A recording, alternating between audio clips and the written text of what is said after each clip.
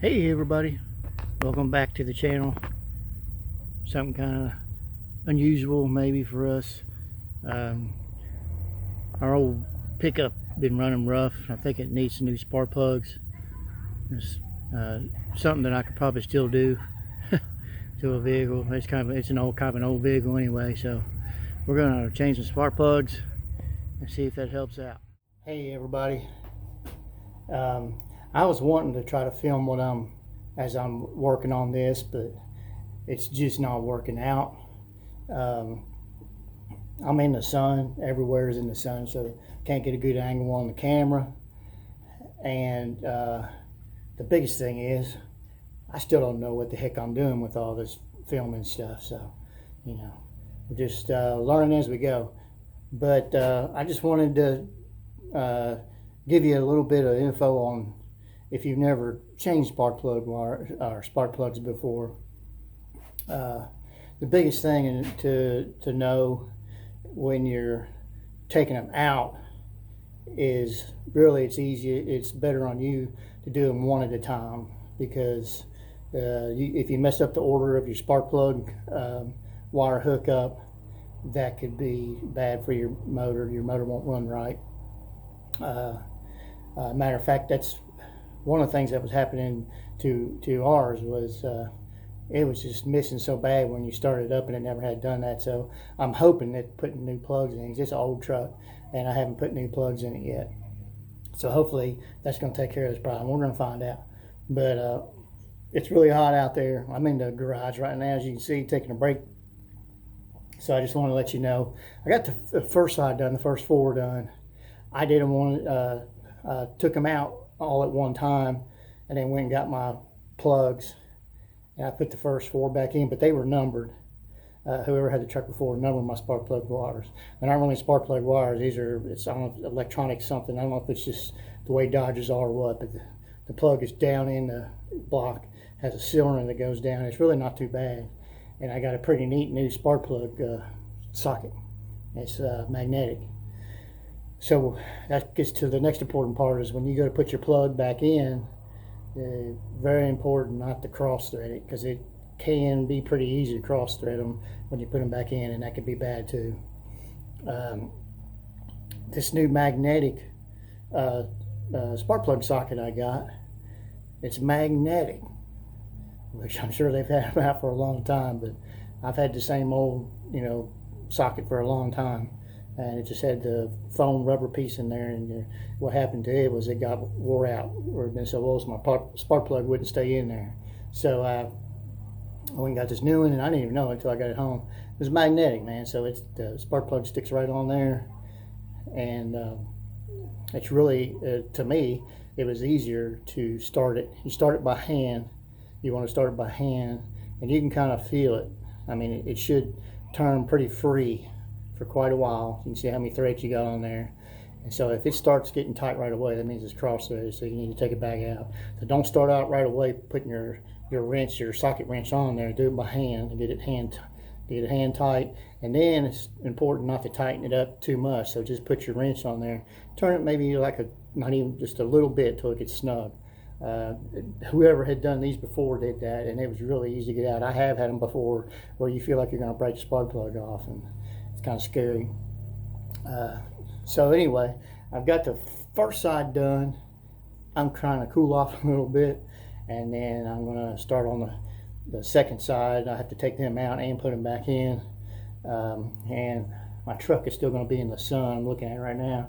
Probably another couple hours, but it's just the way it is, man. But man, it's hot out here. I don't know if it's hot where you are, but it's hot today. During the week while I'm at work, it's nice and cool. Go figure. And now it's hot on the weekend. But I'm going to try to film a little bit of me working on it there. But like I said, I'm not very good at filming, and it's kind of up in the air because it's a truck, and my tripod is not even that tall. So I'll see if I can get some filming on there. But at least I'll review it with you. Even if I can't, I'll review it when I get done, and then we'll start it up and see if it's working good. So stay tuned. All right, guys. I'm trying to film a little bit of this. Something else that's important when you go to purchase your new spark plugs. You could always take the one you took out with you, as long as you know it's the right one that was in there to begin with. A lot of times over here at the front of your vehicle, this one doesn't have it, but a lot of times they'll even have a tag on here, the kind you need. And they used to have the spark plug gap labeled on there, because each one, if you can see it here, it's got a certain gap there in between the firing pin and that coming up.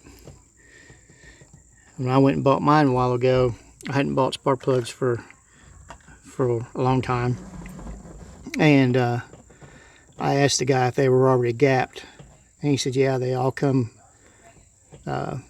pre-gapped. And what it's pre-gapped to is the type motor that you have in your car. So what you do is you go to your auto dealer or auto supply place and you tell them the make of vehicle you have.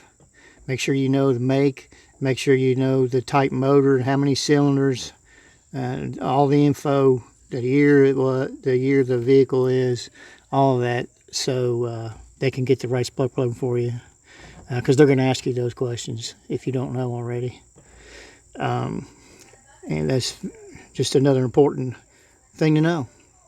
So I'm going to see if I can get it on film here, video or whatever you call it. One of the steps I'm getting ready to do, looks like that's number, let's see here, it's all the way right here. I think that's it. 1, 2, 3, 4, yeah, this one right here. It's number 2 spark plug.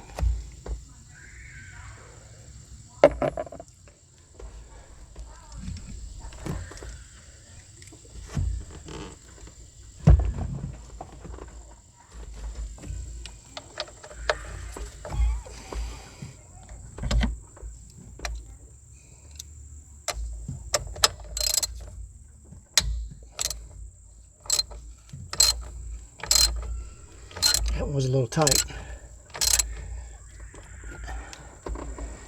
Yours may not be like this either. This is a Dodge. I know we have a Dodge car, and it has the same setup.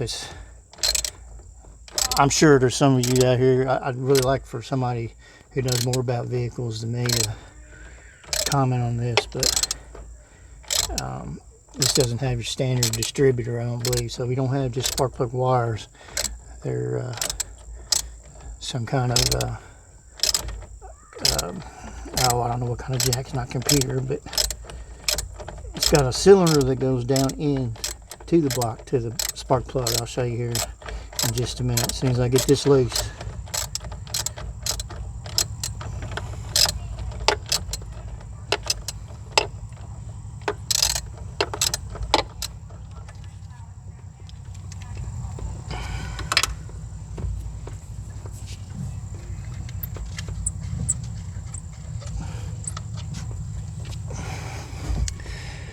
Another important thing, always have you something to put your nuts and bolts in.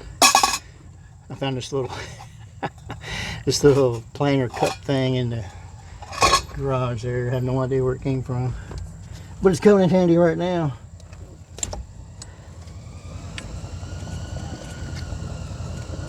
There has a little bit of rust in it.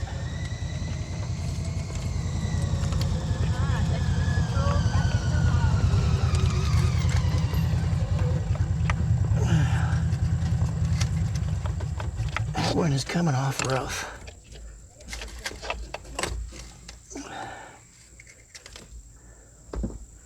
There's the cylinder I was telling you about. If you have those and you have to buy those, it's a whole lot more money. My spark plugs, I had to buy the spark plug socket too, like I told you. So everything was $33 and something. So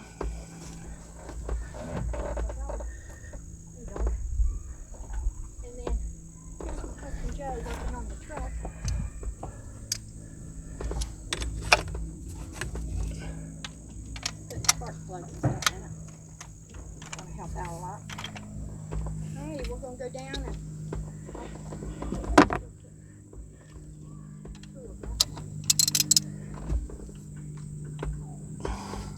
and you see how easy that broke loose?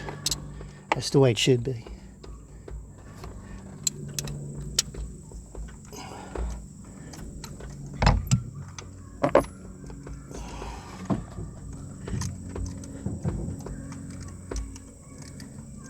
My wife in the background there, if you heard her, she's filming too.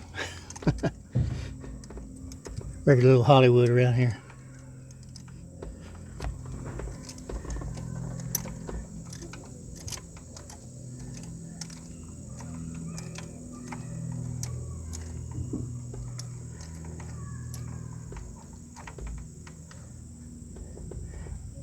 And right there, what's neat, man,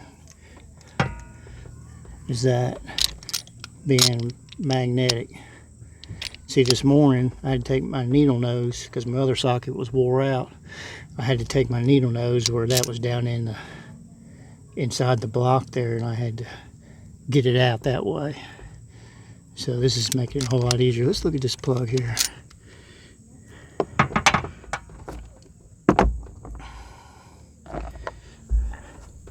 And you can see if I can get that on the,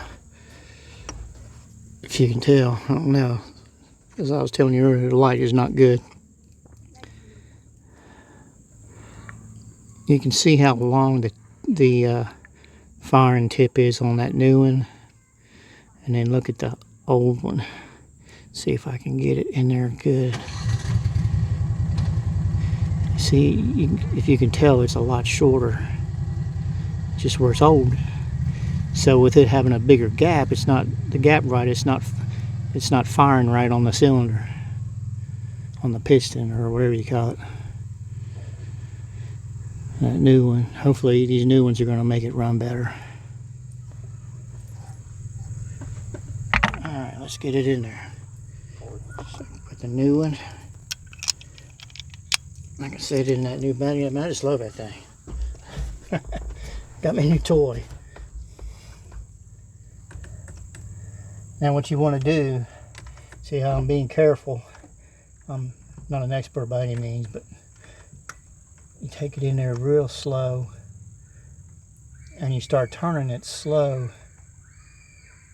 And you saw how many threads, where you could see on this one, you know, that's all threaded right there. So that's a good, I don't know, 3/4, 5/8, 3/4 of an inch of thread. Something like that. So you should be able to turn it for quite a ways. You can tell right now that that's threading in there good. That's not cross threading. And man, I'm telling you, with that magnetic socket, that makes it a whole lot easier. Now, that's as far as I can go with my hand. So now I just want to do one little turn, about like that. Don't want to go too far. And that's it on that.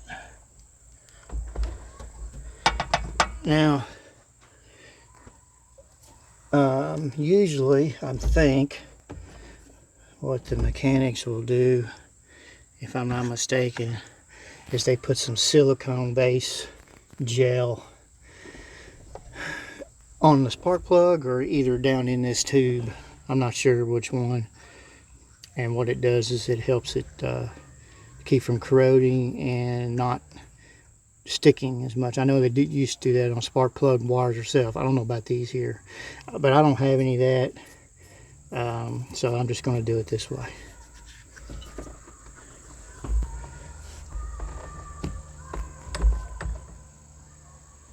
Make sure that goes down in there. Oh, gotta be the other way though. Need to be like that. The cylinder goes down there and then it goes over a bolt.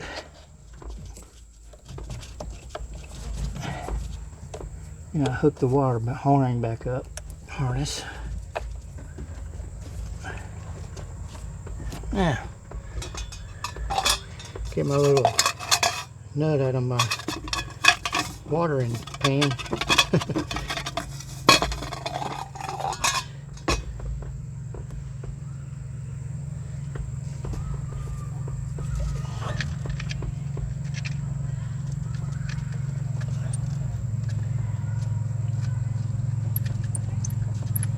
I also had to take the breather off the top here. There ain't no way I could have done this without it, with it on here. So, alright, let me tighten this up. A little bit of rust. I should have put some more WD-40 on it, but it'll work.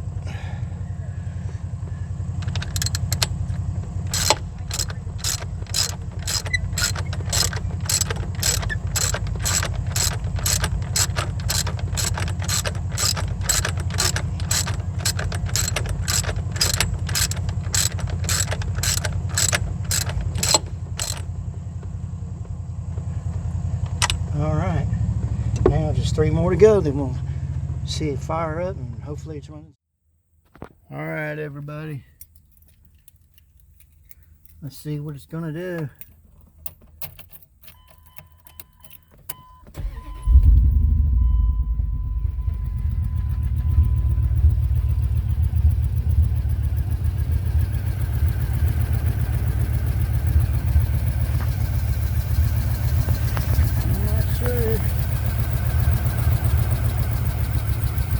Sounds a little different.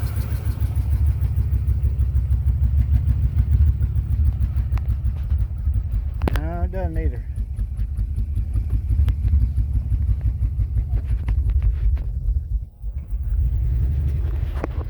And we still have problems. Oh well, tune in next time.